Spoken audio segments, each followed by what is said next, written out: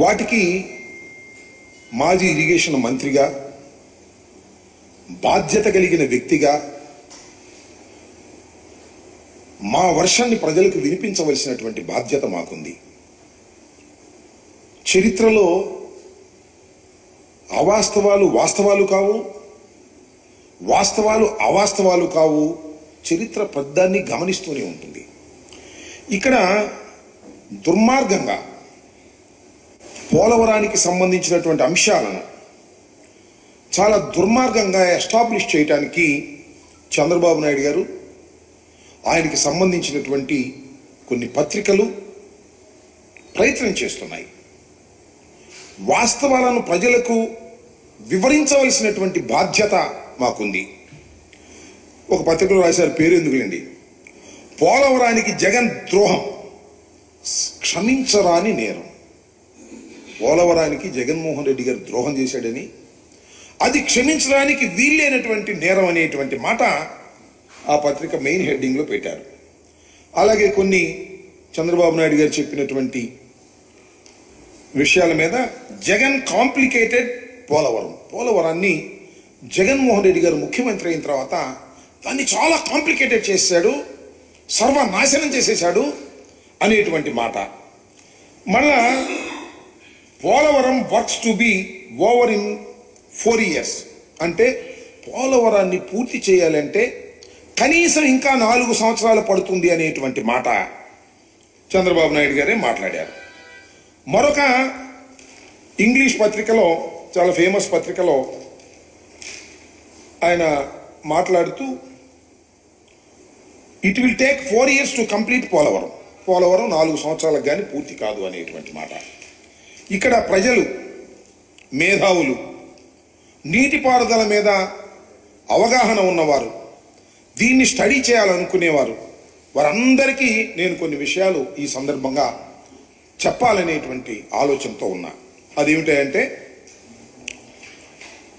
ఇదే చంద్రబాబు నాయుడు గారి ప్రభుత్వం అధికారంలో ఉన్నప్పుడు 2019కి ముందు, మేము అధికారంలోకి వచ్చే ముందు ఏం చెప్పారు?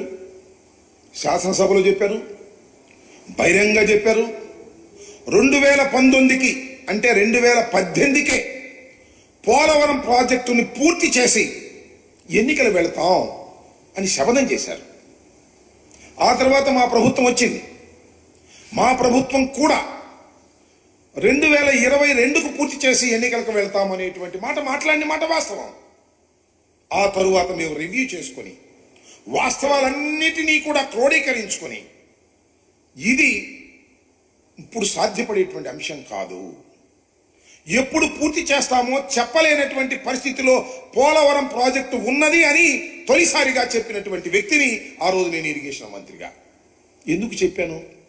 ఇవాళ మీరు ఏం చేస్తున్నారు? నేను ఒకటి మనవి చేస్తున్నా, దయచేసి ప్రజలు అర్థం చేసుకొని, ఇవాళ మేము ఓటమి పాలై ఉన్నాం. చంద్రబాబు నాయుడు గారు గెలిచున్నారు కూటమిలో, ఆయన ద్విగుణీకృతమైన ఉత్సాహంలో ఉన్నాడు. అంత మాత్రాన ఆయన అబద్ధాలు చెప్తే నిజాలు ఎలా అవుతాయని అడుగుతాం. జగన్మోహన్ రెడ్డి గారే ఈ విధ్వంసానికి కారణం అనేటువంటి మాట పదే పదే చెప్పేటటువంటి ప్రయత్నం చేస్తున్నారు. నేను వైసీపీ వ్యక్తిగానో, జగన్మోహన్ రెడ్డి గారి అనుంగు శిష్యుడిగానో, రాజశేఖర రెడ్డి గారి శిష్యుడిగానో, లేదా బురదల్లే కార్యక్రమంతోనో నేను చెప్పడం లేదు.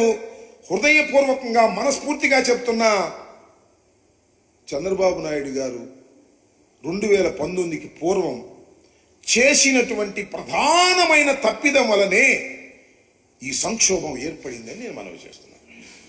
4 సంవత్సరాలు అంటున్నాడు, 4 సంవత్సరాలు కూడా పూర్తవుద్దని నాకు నమ్మకం లేదు.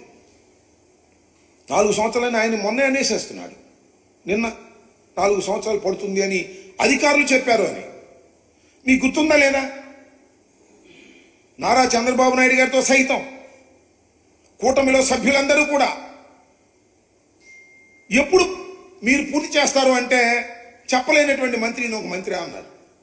నేను మనవి చేస్తున్నాను, ఇవాళ ఈ ప్రాజెక్ట్ ఇంత ఆలస్యం కావడానికి చంద్రబాబు నాయుడు గారు అధికారంలోకి వచ్చి జగన్మోహన్ రెడ్డి అంటున్నాడు, మేము అధికారంలోకి వచ్చి చంద్రబాబే అంటున్నాం. పరస్పర ఆరోపణలు చేసుకుంటున్నాం, పరస్పరం ఒకరి మీద ఒకరు బురద జల్లుకుంటున్నాం అనుకోండి కాసేపు. అయితే వాస్తవాలు గమనించలేరు ప్రజలు, వాస్తవాలు చెప్పుకోలేమా ప్రజలకి? వారికి మీడియా శక్తి ఉంది, వారి ఇష్టం వచ్చినట్టు రాసేస్తున్నారు.